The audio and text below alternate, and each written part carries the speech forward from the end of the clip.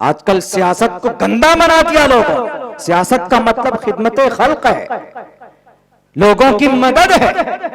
लेकिन आजकल सियासत का मतलब लोगों को लूटो, लोगों को बेवकूफ बनाओ, किसी की कुर्सी गिराओ, किसी की कुर्सी पर बैठो, डाकुओं को कुर्सी पर बैठाओ और कौम और समाज के गरीब और यतीम और लाचार और बेबस इंसानों पर जितना हो सके उतना जुल्म करो। इसका ये मतलब नहीं होता।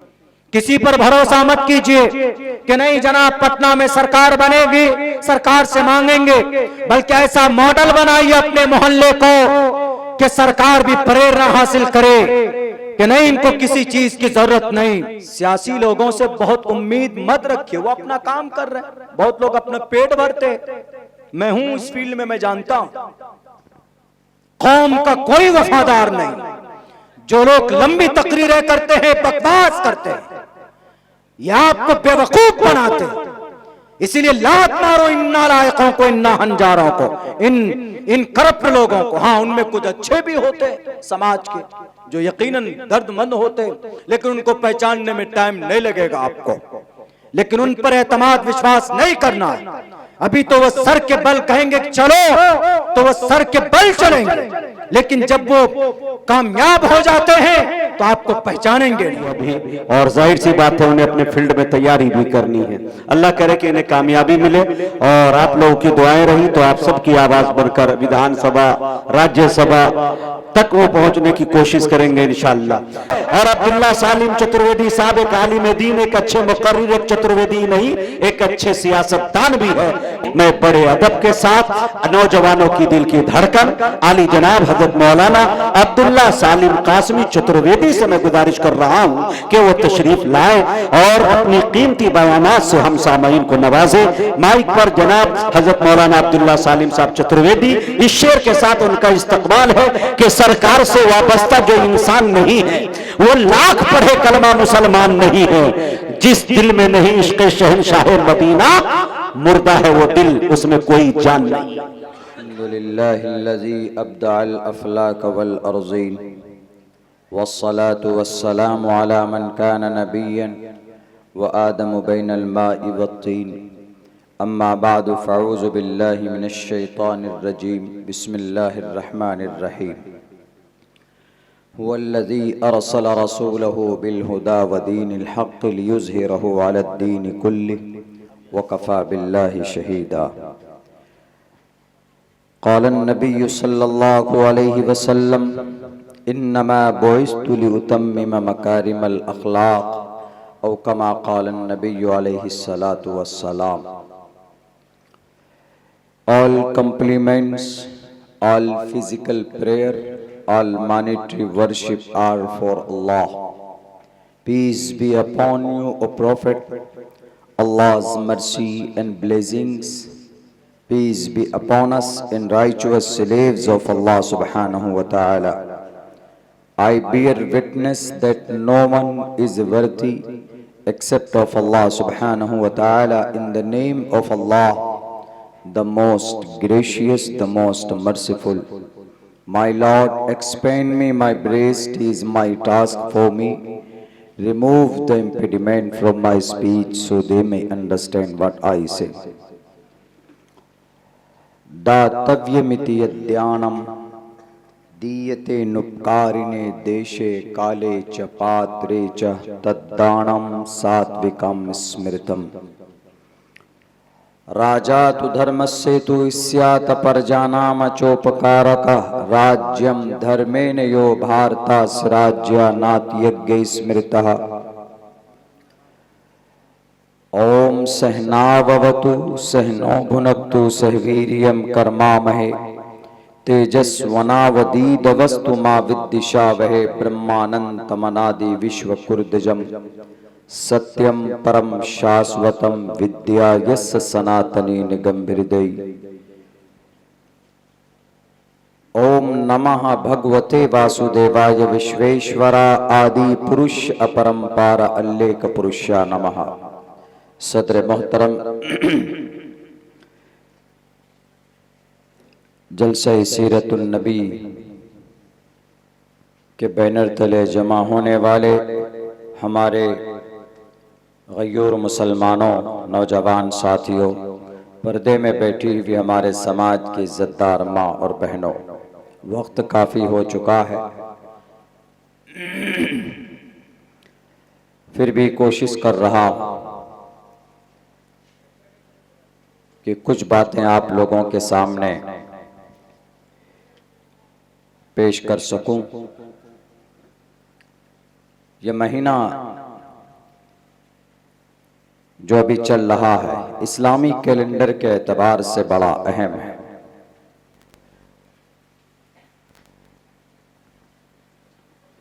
इसी महीने में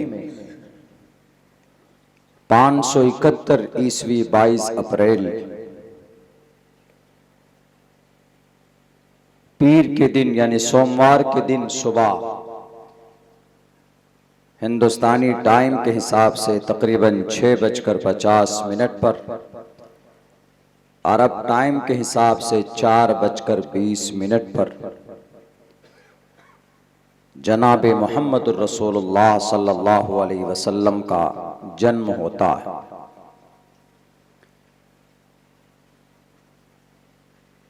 आप अलैहिस्सलातु वस्सलाम आखिरी नबी थे, सिलसिले नबूवत के खातिम,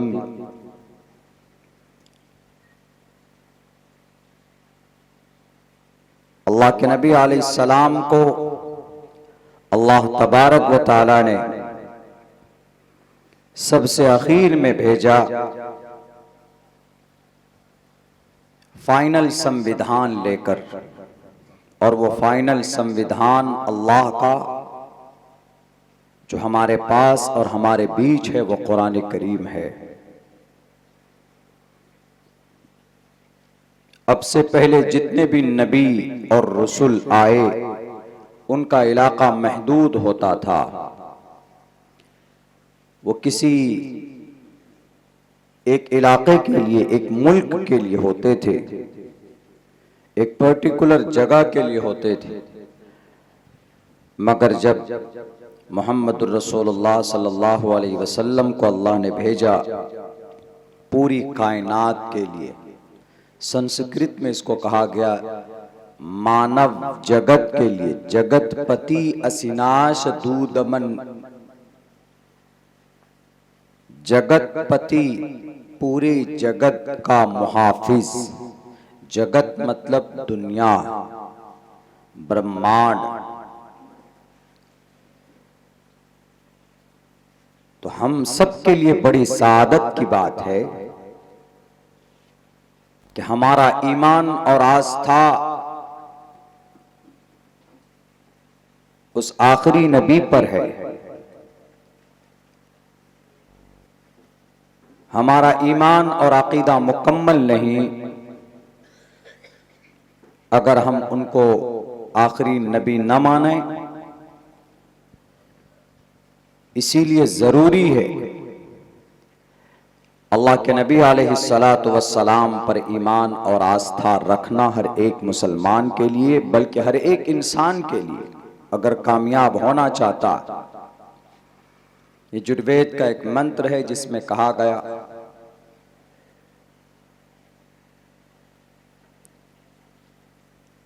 अगर कामयाब होना चाहते हो, अहमिदी पुरिष्टुति मेगा मर्तस जगरम बहम मसूर्य वाजनी वैदाह में पुरुष महानिमादित्य वरुण तपस्या प्रस्ताद। उसका तपस्या करना जरूरी। तपस्या प्रस्तात यह न्याय, तपस्या करोगे तो कामयाब होगे। यह न्याय अगर तपस्या नहीं करोगे, नहीं मानोगे, पैरवी नहीं करोगे तो जलील और खार हो जाओगे। तुम्हें परम पद नहीं मिल सकता, मरने के बाद तुम्हें कामयाबी नहीं मिल सकती। अल्लाह के नबी अलैहिस्सलातु वस्सलाम इसी महीने में आपका जन्म होता है। इसीलिए इस महीने की बड़ी अहमियत और फजीलत है। आप अलैहिस्सलातु वस्सलाम तमाम इंसानों के लिए एक रोल मॉडल। आज मुसलमान चूंकि दिल से मोहम्मदुर रसूलुल्लाह सल्लल्लाहु अलैहि वसल्लम की पैरवी नहीं करता है, वरना इस जमीन पर सबसे बड़ा दुश्मन मुसलमानों का दो बड़ी जमात है, क्रिश्चियन जुडाइज्म। मगर आज वो टेक्नोलॉजी के टॉप पर है, मादी ताकत के एतबार से दुनिया के अंदर सबसे मजबूत तरीन कौम समझे जाते, हालांकि अल्लाह ने उन्हें जलील और रुस्वा किया है। कयामत की सुबह तक उनके माथे पर जिल्लत और मस्कनत की मोहर लगाई है। उसके बावजूद वो इस दुनिया में बहुत कामयाब है। उनके प्रोडक्ट को हम ना खरीदें तो हमारी जिंदगी मुकम्मल नहीं हो सकती।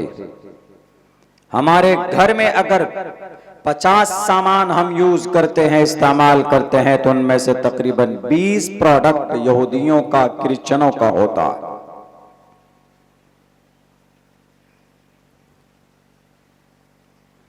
ये सारी चीजें उन्होंने कहां से सीखी? 1946 तक तो वो कौम ऐसी थी, वो कुछ पढ़ना नहीं जानते थे, लिखना नहीं जानते थे वो लोग। 1946 तक, 1946 के बाद उन्होंने मेहनत की। किस पर? अपनी नस्ल पर। और मेहनत कौन से पैटर्न को अपनाया? लिटरेचर कौन सा था जिसको पढ़ पढ़ कर सुनाया, जिस पर रिसर्च किया? वो जनाब मोहम्मद रसूलुल्लाह सल्लल्लाहु अलैहि वसल्लम की जिंदगी और कुरान करीम की आयतें।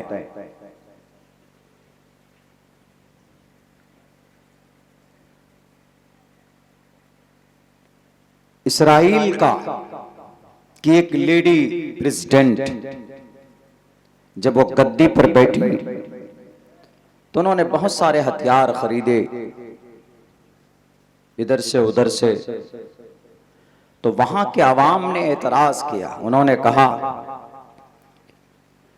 खाने के लिए पैसा नहीं है और आप हथियार खरीद रहे हैं। मोहतरमा, उन्होंने कहा कि तुम नहीं समझते, तुम नहीं जानते हो, मुझे करने दो।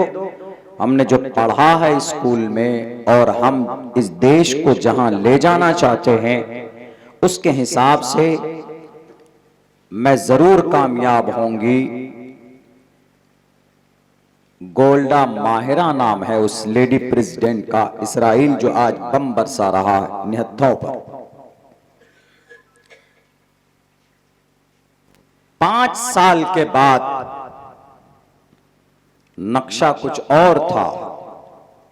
5 साल के बाद जब 1967 की जंग हुई और उन्होंने बड़ी बड़ी सुपर पावर, कम से कम 8 मुल्कों को लोहे के चने चबवाए। एक छोटे से मुल्क ने, छोटी सी कंट्री, बहुत बड़ी तादाद नहीं, चारों तरफ 56 कंट्रीज हैं, उसके आसपास तो 10 मुल्क है।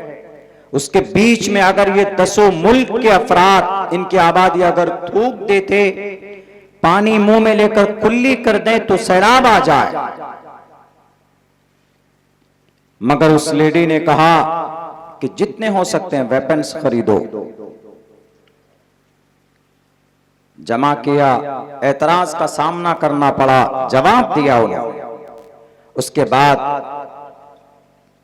5 साल के बाद 1967 की जंग में जब वो कामयाब होती तो उसके बाद वो उन्हीं लोगों को बुलाती है जिन्होंने एतराज किया था कि आओ। आज हम कामयाब हुए, तुम्हें मालूम है किस वजह से? अब से 5 साल पहले हमने जितने आर्म्स खरीदे जो RDX खरीदा, मिसाइल, बम बारूद, गोला वगैरह जो भी हमने तैयारी की थी, आप लोगों ने एतराज किया था। आज हम उसी वजह से कामयाब हुए।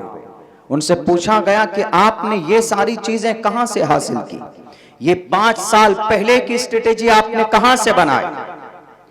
उन्होंने कहा कि हमने स्कूल के जमाने में हमें पढ़ाया गया था, हमें बताया गया था मुसलमानों के आखिरी अंतिम लास्ट मैसेंजर प्रॉफिट मोहम्मद सल्लल्लाहु अलैहि वसल्लम के बारे में कि जब उनका इंतकाल हुआ था तो उनके पास कपड़े सिर्फ 1 या 2 जोड़ी कपड़े,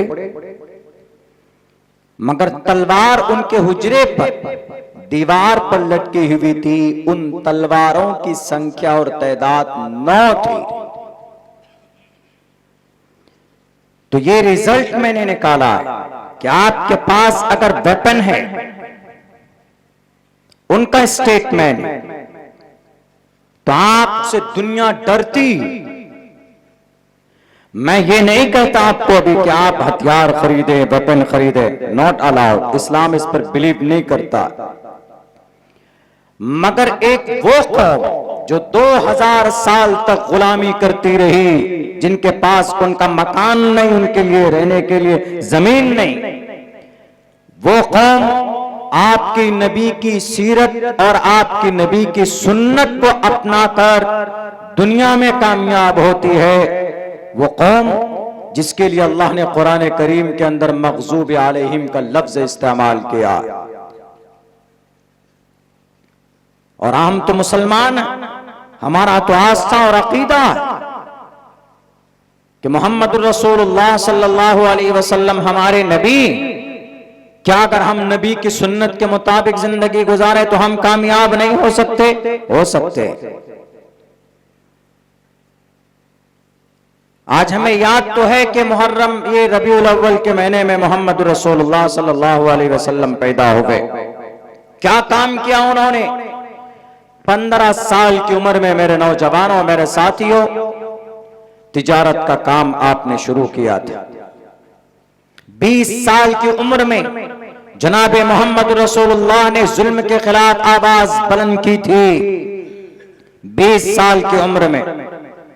आज तो 20 साल का हमारा बच्चा पबजी गेम में मशगूल रहता, ऑनलाइन मोबाइल के अंदर चैटिंग में मशगूल रहता, मोबाइलों के अंदर गलत चीजें, अपनी कीमती वक्त को जाया और बर्बाद करता।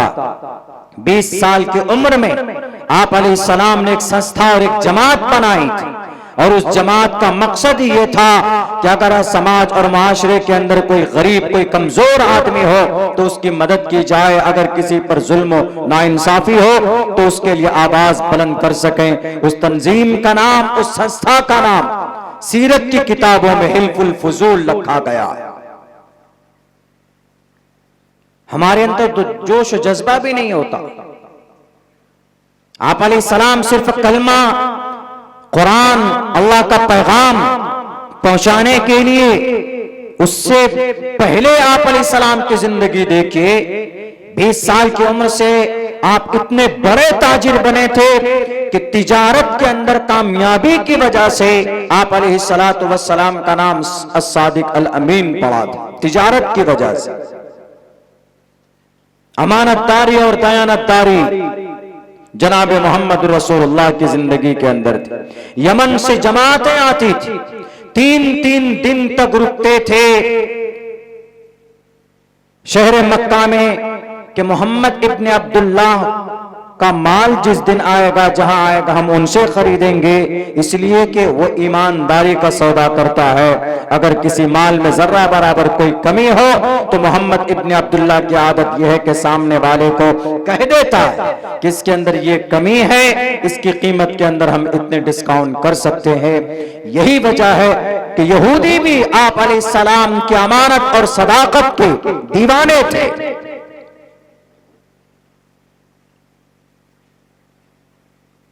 मोहम्मद रसूलुल्लाह से सच्ची मोहब्बत की दलील यह है कि आपकी जिंदगी के तरीके को अपनाएं। मोहम्मद रसूलुल्लाह का जो पैगाम है, तिजारत के ताल्लुक से माशरती जिंदगी कैसे गुजरेगी, मोहम्मद रसूलुल्लाह की जिंदगी के अंदर ओपन एंड शट, कोई चैलेंज नहीं कर सकता। लोग एतराज करते हैं बहुत आज के जमाने में, आज तो जंगें हो रही है बहुत पूरी दुनिया में, इंसानियत के सिस्टम का मजाक बनाकर रख दिया गया। जंगें लड़ना जरूरी है, जंग नहीं लड़ेंगे तो मुल्क की सरहद की हिफाजत नहीं होगी। और हर किसी ने जंग की, लेकिन एतराज किन पर होता है? जनाब मोहम्मद रसूलुल्लाह सल्लल्लाहु अलैहि वसल्लम पर।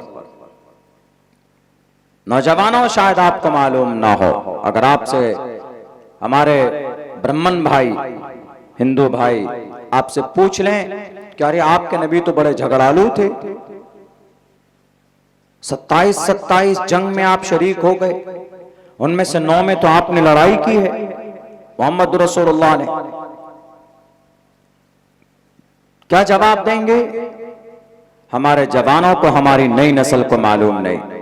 सलमान खान की कौन सी फिल्म रिलीज हुई फट से बता देंगे, लेकिन अल्लाह के नबी की जीवनी को पढ़ें आप। दुनिया के अंदर सबसे ज्यादा रिसर्च जिस जात अक़दस पर की जाती है वो जनाब मोहम्मद रसूलुल्लाह सल्लल्लाहु अलैहि वसल्लम की जात अक़दस। और हर मैदान में आप कामयाब हैं, हर मैदान में। यूक्रेन के ऊपर बम बरसाता है रशिया, नहीं देखता है बच्चा मर रहा है कि जवान मर रहा है कि औरतें मर रही है, हर कोई RDX, हर किसी के ऊपर बरसात और बारिश।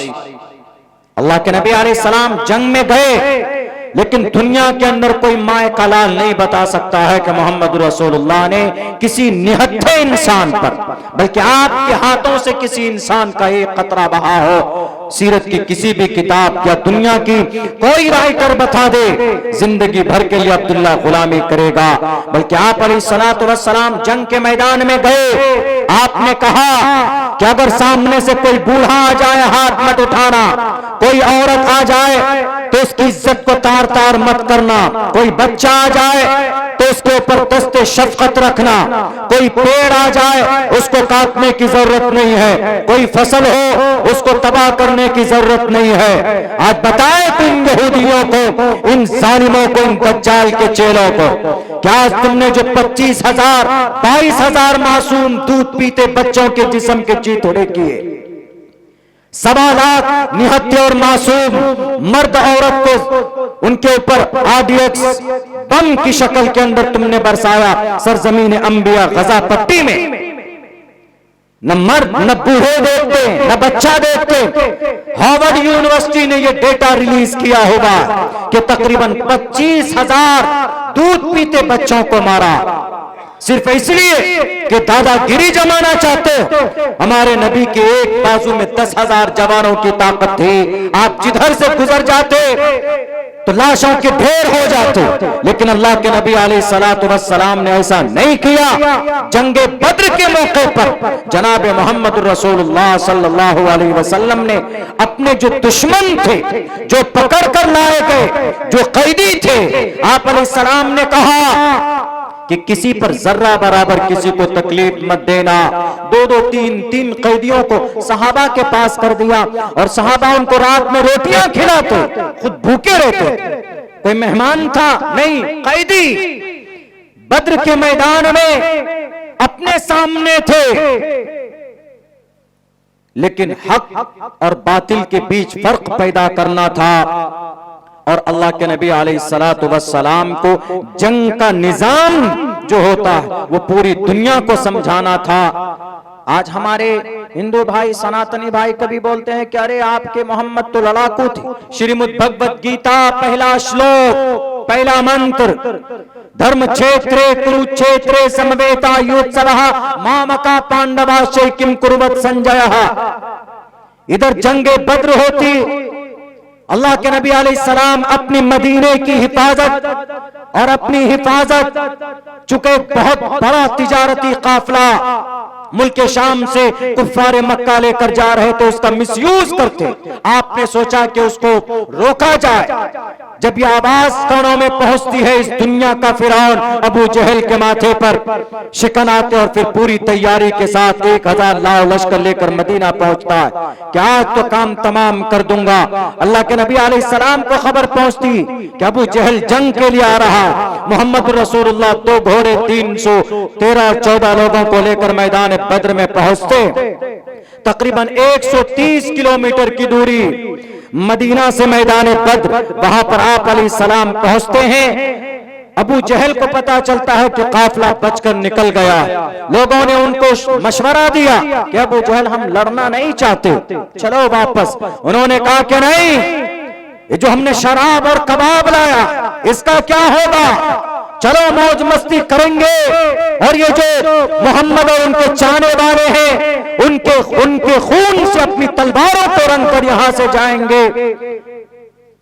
पूरे गुरूर में निकला वहां से, लेकिन खुद हलाक बर्बाद होकर के गया। आप अलैहिस्सलाम ने पता है उस मैदान बद्र में एक वाकया पेश आया, आपने वहां पर भी वादा पूरा किया। मैदान बद्र में अगर कहीं लड़ाई हो, 2-4 आदमी आ जाए तो लोग समझता है कि गनीमत है, चलो भाई 2 आदमी और बढ़ गए। वहां पर 2 सहाबी आए लेट से। आप अलैहिस्सलाम ने पूछा कि कहां रह गए थे, कि अल्लाह के नबी रास्ते में आ रहा था, कुफार मिले, उन्होंने रोक लिया था और उन्होंने पूछा कहां जा रहे, मोहम्मद की मदद में तो नहीं जा रहे। तो हमें डर लगा, तो हमने उनसे कहा कि नहीं नहीं, उनकी मदद के लिए नहीं जा रहे। तो अल्लाह के नबी ने कहा कि तलवार में हाथ मत लगाना, चुपचाप बैठे रहो। कहा क्यों?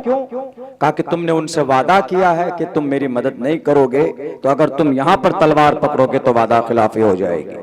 यह है मोहम्मद इब्न अब्दुल्लाह, मोहम्मद रसूलुल्लाह सल्लल्लाहु अलैहि वसल्लम।